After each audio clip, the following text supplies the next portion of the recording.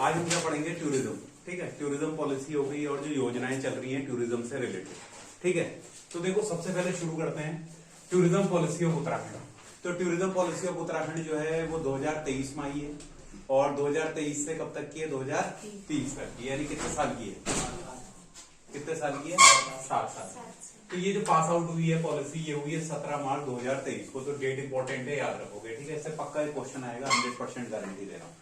दूसरी बात, अब इसका एम क्या है। ठीक है, देखो इसके एम क्या है अगर हम बात करें तो सबसे पहले देखो जो आपका स्टेट की जो ग्रॉस डोमेस्टिक प्रोडक्शन है उसमें इसका योगदान कितना करना, 15%। कंट्रीब्यूशन कितना होना चाहिए, 15%। ठीक है, और इन्वेस्टमेंट जो है 2027 तक 30,000 करोड़ और आपका 2027 तक 30,000 करोड़ और 2030 तक 40,000 करोड़ तक का पर्यटन में इन्वेस्टमेंट की बात की गई है। ठीक है, क्लियर हुई बात। देखो एम्प्लॉयमेंट कितना बढ़ाना है पर्यटन में, 20 लाख।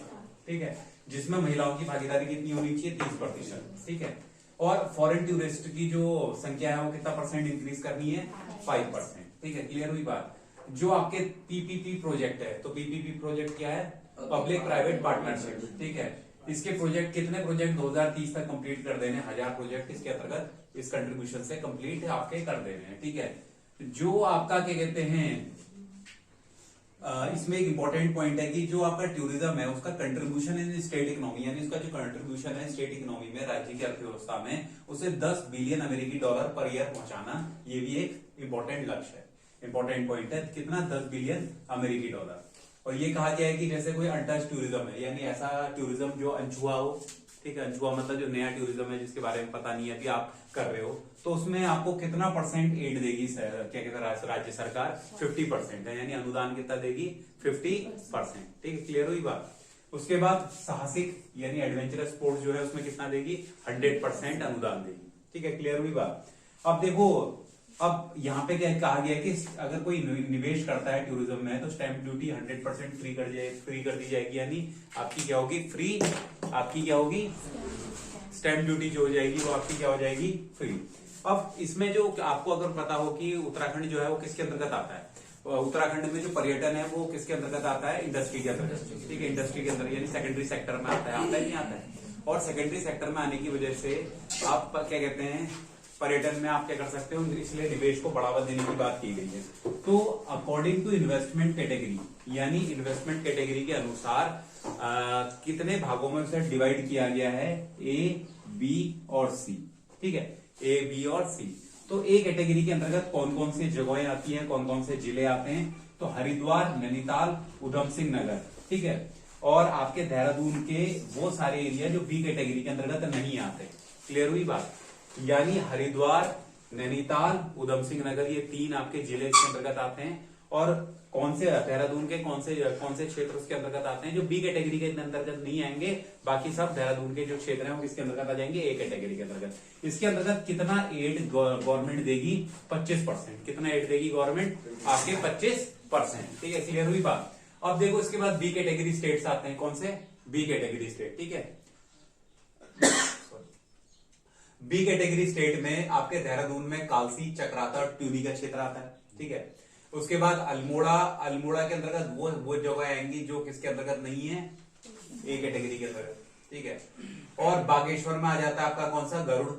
पौड़ी में लैंसडाउन, कोटद्वार, यमकेश्वर और धुमाकोट। ठीक है, और टिहरी के अंतर्गत कौन से आ जाता है, नरेंद्र नगर और धनौल्टी। ठीक है, मसूरी के बगल में धनौल्टी। ठीक है, यहाँ कितना परसेंट सब्सिडी देगी सरकार, 35%, 35% सब्सिडी। ठीक है, अब सी कैटेगरी स्टेट आता है, इसमें 50% एड देगी सरकार किसी भी टूरिज्म के प्रोजेक्ट में। ठीक है, इन्वेस्टमेंट में। तो यानी उत्तरकाशी, टिहरी और पौड़ी, यानी टिहरी और पौड़ी में वो इलाके जो बी कैटेगरी में नहीं आते हैं, जो बच गए। आपके रुद्रप्रयाग, चमोली, चंपावत, बागेश्वर में गरुड़ को छोड़कर बाकी बागेश्वर का जो क्षेत्र है वो सी के अंतर्गत आता है। ये पहाड़ी क्षेत्र है, इसीलिए अनुदान कितना है, 50% है, क्योंकि पूरा हिली एरिया है ना, यहाँ पे डेवलप करने पे क्या होगा, पूरा का पूरा 50% अनुदान दिया जाएगा, एड दी जाएगी। ठीक है, अब देखो कुछ फैक्चुअल इन्फॉर्मेशन है जो पेपरों में आई हुई है, इंपॉर्टेंट है। पहली टूरिज्म पॉलिसी कब आई, 26 अप्रैल 2001। इंपॉर्टेंट है, याद रखना आप लोग, पेपर में कई बार आ चुकी है। पहली टूरिज्म पॉलिसी कब आई, 2001 में 26 अप्रैल को। ठीक है, इसमें इको टूरिज्म और एडवेंचर स्पोर्ट्स पे फोकस किया गया था। फिर जो दूसरी टूरिज्म पॉलिसी आई वो 27 सितंबर 2018 को आई। ठीक है, और इसमें क्या हुआ कि इंडस्ट्री का दर्जा दिया गया, किसे, पर्यटन को इंडस्ट्री का दर्जा यही दिया गया, लघु उद्योग के अंतर्गत, एमएसएमई के अंतर्गत इसे दर्जा दिया गया। ठीक है, क्लियर हुई बात है या नहीं? अब तीसरी बात देखो, उत्तराखंड टूरिज्म बोर्ड कब बना, ये भी पेपर में आया हुआ है 2001 में। उत्तराखंड टूरिज्म बोर्ड, और टूरिज्म बोर्ड का काम क्या होता है कि भैया जो इन्वेस्टमेंट आ रहा है कैसे आएगा, कहाँ लगाया जाएगा, और सब चीज का हिसाब किताब देखना, रेगुलेशन करना, सब कुछ इसी के अंतर्गत है। अब टूरिज्म ईयर, ये भी क्वेश्चन आया हुआ है, उत्तराखंड ने पर्यटन वर्ष या टूरिज्म ईयर कब बनाया? ठीक है, तो कब बनाया? 2001 और 2015 में दोनों क्वेश्चन आए हुए हैं, 2001 और 2015। देखो, और एक पर्यटन वेबसाइट भी बनाई गई है। क्या बनाई गई है? पर्यटन वेबसाइट भी बनाई गई है। ठीक है, ताकि जिससे लोगों को पर्यटन मतलब या टूरिस्टों को क्या हो जाए, सुविधा हो। ठीक है, क्लियर हुई बात? अब इसके बाद देखो, हरिद्वार जो है उसे टूरिस्ट सिटी के रूप में डेवलप किया गया है नहीं है, करा जा रहा है या किया गया है। और ये ऋषिकेश को योग कैपिटल, ठीक है, आपको पता है योग कैपिटल जो है कौन सी है, ऋषिकेश है। ठीक है, और आपका देखो ये इंपॉर्टेंट क्वेश्चन है, पेपर में आया हुआ है, रामनगर में एक जगह है चूना खान, तो यहाँ पे एक इंस्टीट्यूट है जिसका नाम है centre for ecosystem and sustainable livelihood. ठीक है, ये इंपॉर्टेंट है, पेपर में आया हुआ क्वेश्चन है कि कहाँ स्थित है। तो रामनगर आपको पता ही है कहाँ पर पड़ेगा, नैनीताल डिस्ट्रिक्ट में। अब देखो, टूरिस्ट हब के रूप में उत्तरकाशी के 2 विलेजेस को डेवलप किया जा रहा है, मरोड़ा और अंगोड़ा। ठीक है, जौनसार में भी कटी इंद्रोली को भी क्या कहते हैं, टूरिस्ट हब के रूप में इन गांवों को डेवलप किया जा रहा है।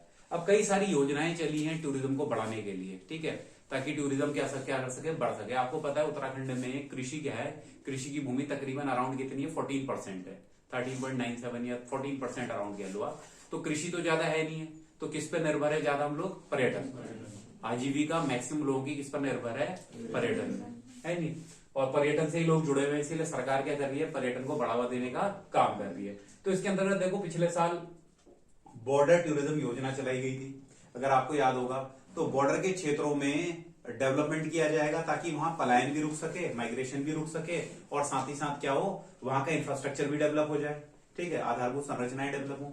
तो इसके अंतर्गत 4 जगह हैं जिन्हें डेवलप करने की बात की गई है। भटवाड़ी, तो भटवाड़ी तहसील कहां पड़ेगी आपकी? उत्तरकाशी। धारचूला पिथौरागढ़, मुंशियारी पिथौरागढ़, जोशीमठ चमोली। तो ये 4 इंपॉर्टेंट है, पेपर में आ सकती है। ठीक है, काफी महत्वपूर्ण है। ठीक है, तो क्या कहते हैं, बॉर्डर टूरिज्म योजना जो है इसके अंतर्गत 4 जगहों को डेवलप करने की बात की गई है। दूसरा आता है वाइब्रेंट विलेज योजना।